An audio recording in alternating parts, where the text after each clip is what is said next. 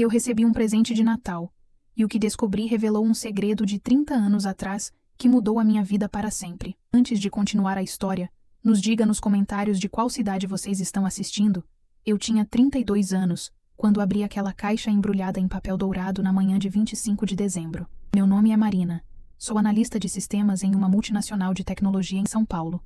E aquele deveria ser apenas mais um Natal comum na casa dos meus pais em Campinas. A sala estava decorada com luzes piscantes. O cheiro de peru assado vinha da cozinha. E minha mãe, Cristina, sorria enquanto distribuía os presentes embaixo da árvore. Meu pai, Roberto, ajustava a gravata nova que acabara de ganhar. Minha irmã mais nova, Júlia, de 28 anos, tirava fotos de tudo para o Instagram. Tudo absolutamente normal, até eu rasgar aquele papel e ver a caixa branca com letras azuis. DNA ancestral. Descubra suas origens. Pensei que fosse brincadeira da Júlia, que sempre gostou dessas coisas de genealogia. Ela confirmou com um sorriso animado, dizendo que tinha comprado um kit para cada uma de nós, que seria divertido descobrir nossas porcentagens étnicas e talvez encontrar parentes distantes. Coletei a saliva, lacrei o tubo conforme as instruções e enviei pelo correio na semana seguinte, sem imaginar que estava prestes a detonar uma bomba nuclear no centro da minha família. 10 semanas depois, em uma terça-feira cinzenta de fevereiro, o e-mail chegou. Resultados disponíveis. Eu estava no escritório entre 2 reuniões quando abri o link no meu celular. Primeiro veio o mapa colorido mostrando minhas origens. 45% Península Ibérica, 30% italiano, 15% africano subsaariano, 10% indígena americano. Interessante, mas nada surpreendente para uma brasileira. Então vi a aba Correspondências de DNA. O sistema havia encontrado correspondências. Júlia aparecia como irmã completa, o que era esperado. Mas havia outro nome ali, destacado em negrito. Correspondência próxima. 41,8% de DNA compartilhado. Relação provável. Pai-filho. O nome era Ricardo Mendes, 58 anos, São Paulo. Meu coração disparou. Olhei para aqueles números novamente. 49,8%. Eu dividia quase metade do meu DNA com um completo estranho. Cliquei no perfil dele. A foto mostrava um homem de cabelos grisalhos, óculos de armação quadrada, sorriso simpático. Nada que eu reconhecesse. Absolutamente nada. Meu pai, ou melhor, Roberto, dividia 0% de DNA comigo. 0. A tela do celular tremeu na minha mão.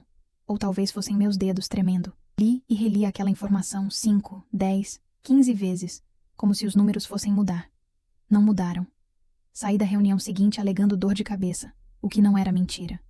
Dirigi até em casa em piloto automático, trancada em meus pensamentos. Como analista de sistemas, minha vida é baseada em dados, em informações que fazem sentido quando você as organiza corretamente. Aquilo não fazia sentido nenhum. Ou fazia todo o sentido do mundo, dependendo de como você olhasse. Liguei para a Júlia assim que cheguei. Ela atendeu animada, perguntando se eu já tinha visto os resultados. Eu disse que sim, que precisávamos conversar. O tom da minha voz deve ter denunciado que algo estava errado, porque ela ficou em silêncio por um momento antes de perguntar o que havia acontecido. Não consegui falar no telefone. Pedi que ela viesse até meu apartamento. 2 horas depois, estávamos sentadas no meu sofá, meu laptop aberto entre nós, olhando para aquela tela que mudaria tudo. Júlia ficou pálida. Ela checou seus próprios resultados. Roberto aparecia como o pai dela. 50,2% de correspondência. Eu, 0%. Ricardo Mendes, 0% para ela. Marina, o que isso significa? Ela sussurrou, embora ambas soubéssemos exatamente o que significava. Passei as 3 semanas seguintes investigando. Essa é minha natureza. Quando há um problema, você coleta dados, analisa padrões, busca respostas. Criei uma planilha. Coluna A, datas. Coluna B, eventos. Coluna C, evidências. Coluna D, conclusões. Eu nasci em 15 de março de 1993. Contei 9 meses para trás. Junho de 1992. Vasculhei álbuns de fotos antigos na casa dos meus pais quando eles não estavam, procurando qualquer coisa de 1992. Encontrei fotos de um churrasco de empresa da minha mãe em maio daquele ano. Ela trabalhava no departamento de RH de uma indústria química.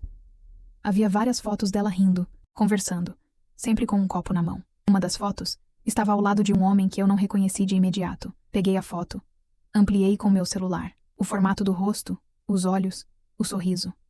Peguei meu laptop. Abri o perfil de Ricardo Mendes novamente. Era ele. 30 anos mais jovem, mas era ele. Minha mãe estava ao lado do meu pai biológico em 1992, sorrindo para a câmera como se nada daquilo fosse implodir 3 décadas depois. Criei um perfil falso nas redes sociais. Encontrei Ricardo Mendes facilmente. Engenheiro químico, casado, 3 filhos, meus meio-irmãos, percebi com um aperto no peito. Morava em Moema, bairro nobre de São Paulo. Sua esposa se chamava Denise. Nas fotos da família, todos pareciam felizes, sorridentes, normais. Será que ele sabia? Será que minha mãe tinha contado para ele que estava grávida? Ou eu era apenas um segredo enterrado que ele nem sabia que existia? Enviei uma mensagem através da plataforma do teste de DNA. Curta. Olá, Ricardo. Meu nome é Marina. Os resultados do teste mostraram que compartilhamos 49,8% do DNA. Precisamos conversar. 3 dias depois, ele respondeu. Marina, recebi sua mensagem. Estou em choque. Não sabia. Por favor, me dê seu número de telefone. Conversamos por 1 hora. Ele chorou. Eu chorei. Ele disse que tinha tido um caso breve com uma mulher chamada Cristina em 1992, que trabalhava na mesma empresa que ele. Eles se encontraram algumas vezes durante 2 meses, até que ela terminou abruptamente, dizendo que estava comprometendo seu casamento. Ele nunca mais soube dela. Mudou de empresa 3 meses depois. Seguiu sua vida. Casou-se. Teve filhos. Nunca imaginou que havia deixado uma criança para trás. Minha vida inteira era uma mentira. Cada vez que Roberto me ensinou a andar de bicicleta, cada jogo de futebol que assistimos juntos, cada conselho que ele me deu sobre carreira, sobre relacionamentos, sobre vida, tudo construído sobre uma fundação falsa. Eu olhava para ele agora e via um estranho. Não geneticamente, mas emocionalmente. Ele tinha me criado, sim. Mas ele sabia? Será que minha mãe tinha enganado os dois, ele e Ricardo? Ou será que Roberto sabia e havia escolhido me criar mesmo assim, mantendo o segredo? Eu precisava de respostas. Mas não sabia como perguntar sem destruir tudo. Júlia estava tão perdida quanto eu. Ela se sentia culpada por ter comprado aqueles malditos kits de DNA. Eu disse a ela que não era culpa dela, que a verdade eventualmente vem à tona, que segredos desse tamanho não ficam enterrados para sempre. Mas a verdade é que eu também estava com raiva da situação, raiva da mentira, raiva de ter vivido 32 anos sem saber quem eu realmente era. Decidi que confrontaria minha mãe primeiro, sozinha. Marquei um almoço com ela em um restaurante italiano no centro de Campinas. Terreno neutro onde ela não poderia fazer uma cena. Cheguei 15 minutos mais cedo, pedi água, ensaiei o que diria. Quando ela entrou, sorridente, de vestido florido e cabelos recém-cortados, senti meu estômago embrulhar. Ela se sentou, beijou minha bochecha, começou a falar sobre o trânsito, sobre como estava feliz que eu tinha tirado tempo para almoçar com ela. Esperei o garçom anotar os pedidos e se afastar. Então coloquei meu celular na mesa, com o perfil de Ricardo Mendes aberto. Mãe, precisamos conversar sobre isso. Ela olhou para a tela. A cor sumiu do rosto dela, instantaneamente. Seus lábios se abriram, mas nenhum som saiu. Ela pegou o celular com mãos trêmulas, ampliou a foto de Ricardo, seus olhos se enchendo de lágrimas. Marina, começou, mas sua voz falhou. Eu fiz o teste de DNA, aquele presente de Natal que Júlia deu. Os resultados mostraram que Roberto não é meu pai biológico. Ricardo Mendes é. 49,8% de correspondência genética. Então, antes que você tente negar ou inventar alguma história, saiba que eu tenho provas científicas. Ela começou a chorar ali mesmo, no meio do restaurante. As pessoas nas mesas ao redor olhavam discretamente. Eu me mantive firme, braços cruzados, esperando. Ela limpou as lágrimas com o guardanapo, respirou fundo, e então tudo saiu. Foi em 1992. Ela e Roberto estavam passando por uma fase difícil no casamento. Eles tinham acabado de perder um bebê, um aborto espontâneo aos 4 meses. Roberto estava distante, mergulhado no trabalho. Ela estava deprimida e sozinha. Ricardo era novo na empresa, atencioso, a fazia rir. Eles começaram a tomar café juntos, depois almoços, depois encontros depois do trabalho. Ela disse que foi apenas 2 meses, que terminou quando percebeu que estava se apaixonando e que isso destruiria seu casamento. 2 semanas depois de terminar com Ricardo, ela descobriu que estava grávida. Fez as contas. Poderia ser de Roberto ou de Ricardo. As datas eram muito próximas. Ela escolheu acreditar que era de Roberto. Escolheu reconstruir seu casamento. Escolheu nunca contar. E se você tivesse saído parecida com ele? Perguntei. Minha voz fria. E se Roberto tivesse suspeitado? Ela disse que rezou para que eu me parecesse com ela, que tive sorte de puxar mais o lado dela da família. Que Roberto nunca suspeitou de nada. Que ela carregou esse peso sozinha por 32 anos. Você não teve direito, eu disse, minha voz quebrando finalmente. Você não teve direito de tomar essa decisão por mim, de me privar de conhecer meu pai biológico, de me deixar viver uma mentira por toda a minha vida. Ela tentou segurar minha mão através da mesa, mas eu recolhi. Disse que Roberto era meu pai de verdade, que ele me amava, que DNA não significava nada comparado aos anos de amor e cuidado. Eu ri, Um som amargo. Então você vai contar para ele? Vai finalmente ser honesta? Ela ficou em pânico. Implorou que eu não contasse, que isso destruiria Roberto, destruiria o casamento deles, que não havia necessidade de magoar mais pessoas. Eu me levantei da mesa, deixando minha comida intocada. Você tem até o Natal para contar a ele. Você não contar, eu conto. Não vou passar mais uma ceia de Natal fingindo que somos uma família perfeita quando tudo é baseado em mentiras. Saí do restaurante sem olhar para trás, deixando-a sozinha com suas lágrimas e suas escolhas. As semanas seguintes foram tortuosas. Júlia sabia, eu sabia, minha mãe sabia. Roberto não sabia. Eu evitava ir à casa deles. Inventava desculpas de trabalho, de compromissos. Continuei conversando com Ricardo através de mensagens e ligações. Ele queria me conhecer pessoalmente, mas eu ainda não estava pronta. Ele me contou sobre seus filhos, meus meio-irmãos. Leonardo, 26, advogado. Carolina, 24, médica veterinária. Pedro, 20, estudante de engenharia. Ele me mostrou fotos. Vi traços meus neles. O formato dos olhos de Carolina era idêntico ao meu. O sorriso de Leonardo era o meu sorriso. Pedaços de mim espalhados em pessoas que eu nunca tinha conhecido.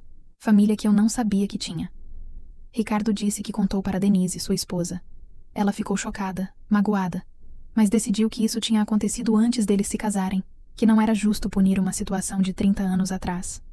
Ela estava disposta a me conhecer quando eu estivesse pronta. Novembro chegou. Depois dezembro. Minha mãe me ligava todos os dias, implorando mais tempo, dizendo que estava tentando encontrar o momento certo para contar, mas eu sabia que ela estava apenas procrastinando, esperando que eu mudasse de ideia. Dia 20 de dezembro, liguei para ela. Você contou? Silêncio. Eu vou contar na ceia de Natal, então. Prepare-se. Ela começou a chorar, dizendo que eu estava sendo cruel, que estava destruindo a família. Não, corrigi. Você destruiu a família há 32 anos. Eu só estou trazendo a verdade à luz. Desliguei antes que ela pudesse responder. Contei a Júlia meu plano. Ela ficou horrorizada, dizendo que isso arruinaria o Natal, que havia maneiras melhores de lidar com isso. Mas eu estava cansada de mentiras, cansada de fingir, cansada de proteger os sentimentos de uma pessoa que não protegeu os meus. A ceia de Natal foi na casa dos meus pais, como todos os anos. Cheguei às 19 horas, com uma pasta debaixo do braço. Júlia já estava lá, nervosa, me lançando olhares de aviso. Minha mãe estava na cozinha, anormalmente quieta, seu rosto pálido e tenso. Roberto estava na sala, ajustando as decorações da árvore, sorridente e alheio. Tios, tias, primos começaram a chegar. 23 pessoas no total, toda a família reunida. Jantamos. Conversa, risos, vinho. Minha mãe mal tocou na comida, seus olhos fixos em mim através da mesa. Após a sobremesa, Roberto bateu sua taça com uma colher, pedindo atenção. Era a hora da troca de presentes, da retrospectiva do ano, das bênçãos e agradecimentos. Ele começou falando sobre o ano que tinham tido, sobre como era, grato pela família, pela saúde, por ter suas filhas perto. Olhou para mim e para Júlia com tanto amor que quase mudei de ideia. Quase. Eu também tenho algo para compartilhar, eu disse, me levantando com minha pasta. O silêncio se instalou. 23 pares de olhos me observando. Abri a pasta e tirei os documentos. Primeiro, a folha com os resultados do teste de DNA, ampliada e impressa. Passei para Roberto. Em janeiro recebi um presente de Natal atrasado. Um kit de teste de DNA. Os resultados chegaram em fevereiro. Roberto olhou para o papel, confuso. Seus olhos percorreram os números, as porcentagens, os nomes. Correspondência com Júlia, 50,2%. Correspondência comigo, 0%. Eu vi o exato momento em que a informação processou em seu cérebro. Sua expressão mudou de confusão para choque, para descrença, para algo que se parecia com dor física. Marina, o que é isso? Ele perguntou, sua voz rouca. É um teste de DNA, Roberto, mostrando que você não é meu pai. Biológico. Nunca foi. A sala explodiu e minha mãe se levantou, seu rosto em pânico total. Marina, não faça isso, por favor. Este homem é... Continuei, ignorando-a, e coloquei a impressão do perfil de Ricardo Mendes na mesa. Ricardo Mendes, 58 anos, engenheiro químico. Compartilhamos 49,8% do nosso DNA. Ele é meu pai biológico. E a mãe dele, apontei para Cristina, teve um caso com ele em 1992 enquanto era casada com você. O silêncio que seguiu foi ensurdecedor. Roberto olhava para minha mãe como se a visse pela primeira vez. Cristina, ele disse, sua voz quebrando. É verdade, ela estava chorando copiosamente agora. as palavras saindo entrecortadas entre soluços. Sim, era verdade. Tinha sido um erro. Tinha sido há tanto tempo. Ela não sabia que estava grávida quando terminou o caso. Ela achava que eu era dele, Roberto. Ela tinha escolhido acreditar nisso. Roberto se levantou, cambaleando. Por um momento, pensei que ele fosse desmaiar. Meu tio Carlos o segurou pelo braço. 32 anos, Roberto sussurrou olhando para mim.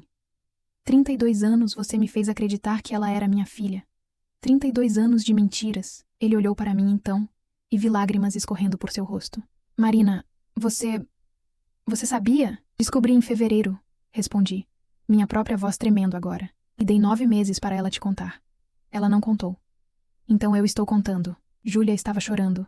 Minha avó estava em estado de... Meus primos olhavam de mim para minha mãe e para Roberto, processando o drama ao vivo. Roberto pegou as chaves do carro. Eu preciso sair daqui, ele disse. Minha mãe tentou segurá-lo, implorando que ele ficasse, que conversassem. Ele se desvencilhou dela como se seu toque queimasse. Não me toque. Não chegue perto de mim. Ele olhou para mim mais uma vez. Você é minha filha, Marina. DNA ou não, você sempre será minha filha. Mas eu não posso olhar para você agora, nem lembrar desta traição. E então ele saiu, a porta da frente batendo atrás dele com uma finalidade terrível. Minha mãe correu atrás dele, mas ele já tinha entrado no carro e partido. Ela voltou para a sala, histérica, gritando comigo. Como eu pude fazer isso? Como eu pude destruir a família assim? Na frente de todos? No Natal? Eu estava sendo cruel, egoísta, vingativa. Vingativa? Repeti, incrédula. Eu estou sendo honesta. Algo que você deveria ter sido há 32 anos. Minha tia, Mariana, irmã da minha mãe, interviu. Levou Cristina para o quarto, afastando-a de mim. O resto da família lentamente começou a se dispersar, pegando seus casacos e bolsas, murmurando desculpas desconfortáveis. A ceia de Natal tinha acabado em desastre absoluto. Júlia ficou comigo depois que todos saíram. Sentamos no sofá da sala de estar, cercadas pelos restos da celebração interrompida. Pratos pela metade, taças de vinho abandonadas, presentes ainda embrulhados sob a árvore. Você conseguiu o que queria? Ela perguntou, não com raiva, mas com genuína curiosidade. Pensei sobre isso. Eu queria a verdade. Queria que os responsáveis pela mentira enfrentassem as consequências. Mas olhando para a destruição ao meu redor, para as vidas despedaçadas em questão de minutos, não sentia a satisfação que esperava. Apenas vazio. Não sei, admiti, mas não conseguia mais viver na mentira. Roberto não voltou para casa naquela noite. Ou na seguinte. Ele alugou um apartamento em Miami, São Paulo, perto do escritório onde trabalhava como gerente financeiro de uma multinacional. Minha mãe ficou sozinha na casa de Campinas. O Natal mais solitário de sua vida. Ela me ligava diariamente, alternando entre implorações de perdão e acusações de que eu tinha arruinado sua vida deliberadamente. Eu parei de atender depois da 3ª semana. Júlia fazia a ponte entre nós, dividida entre a lealdade à irmã e o amor pela mãe. Roberto me ligou em janeiro no meu aniversário. Perguntou se poderíamos conversar. Encontramos em um café em São Paulo, Neutral Ground. Ele tinha envelhecido 10 anos em um mês. Olheiras profundas, cabelo mais grisalho, uma tristeza nos olhos que não tinha antes. Eu não estou com raiva de você, ele disse. E estou com raiva de mim mesmo por não ter percebido. Deve ter havido sinais. Coisas que eu ignorei ou não quis ver. Eu disse que não era culpa dele, que ele tinha sido enganado tanto quanto eu. Ele balançou a cabeça. Mas eu te criei, Marina. Você é minha filha. DNA não muda os 23 anos que passei te ensinando a amarrar os sapatos, te ajudando com lição de casa, te levando para aprender a dirigir. Eu só preciso de tempo para processar tudo isso. Em fevereiro, conheci Ricardo pessoalmente pela primeira vez. Combinamos em um restaurante em Moema, perto da casa dele. Quando o vi andando em minha direção, foi surreal. Era como olhar para um espelho do futuro, uma versão masculina e mais velha de mim mesma. Mesmos olhos, mesma estrutura facial, mesma forma de andar. Nos abraçamos, ambos chorando, um abraço de 32 anos de atraso. Ele me apresentou a Denise, que foi gentil, mas cautelosa, e aos meus meio-irmãos. Leonardo apertou minha mão formalmente, advogado até nos gestos. Carolina me abraçou, dizendo que sempre quis uma irmã mais velha. Pedro, o mais jovem, estava claramente desconfortável com toda a situação, mas tentou ser educado. Começamos a nos encontrar regularmente. Cafés da manhã aos domingos, jantares ocasionais. Eu conhecia minha outra família, construindo pontes que nunca soube que existiam, mas era estranho, como se estivesse vivendo uma vida paralela que deveria ter sido minha desde sempre. Março chegou, e minha mãe finalmente parou de ligar. Júlia disse que ela tinha entrado em terapia, que estava tentando processar a culpa e a vergonha, que o casamento com Roberto estava oficialmente acabado. Ele tinha pedido o divórcio em fevereiro. A casa em Campinas foi colocada à venda. 30 anos de casamento, desfeitos em 3 meses. Parte de mim sentia culpa por isso. Afinal, eu tinha sido quem acendeu o pavio. Eu poderia ter contado para Roberto em particular, poupado a humilhação pública, mas outra parte de mim, a parte ainda furiosa e magoada, sentia que era exatamente o que ela merecia. Ela tinha tido 9 meses para fazer a coisa certa. Eu escolhi a verdade. Hoje, 8 meses depois daquela ceia de Natal explosiva, minha vida ainda está em pedaços que estou lentamente tentando remontar. Roberto e eu almoçamos uma vez por mês. Nossa relação está cicatrizando, mas há feridas que talvez nunca fechem completamente. Ele diz que me perdoa por ter explodido a notícia daquele jeito, que entende minha raiva. Eu digo que não há nada a perdoar, que ele também era vítima. Com Ricardo, construo algo novo. Não é relação pai-filha tradicional. Muito tempo se passou para isso. Mas é conexão. É história genética compartilhada. É pertencimento. Minha mãe me enviou uma carta em julho. 8 páginas escritas à mão, pedindo perdão, explicando suas escolhas, admitindo seus erros, dizendo que entende se eu nunca mais quiser falar com ela, mas que espera que um dia possamos tentar reconstruir. Guardei a carta sem responder. Talvez um dia eu responda. Talvez não. A família implodiu naquela ceia de Natal. Isso é verdade. Mas das cinzas, algo novo está nascendo. Uma família reconfigurada, honesta, sem mentiras enterradas esperando para explodir. Aprendi que segredos são como bombas relógio. Você pode tentar enterrá-los, mas eventualmente a verdade encontra seu caminho para a superfície. E quando isso acontece, você pode escolher ser destruído pela explosão ou se reconstruir com os pedaços que sobraram. Eu escolhi reconstruir. Estou escolhendo reconstruir. E aquela caixa de teste de DNA, aquele presente de Natal inocente que detonou tudo, ainda está na minha estante. Um lembrete de que a verdade sempre vale mais que o conforto da mentira. Não importa o quão dolorosa seja a revelação.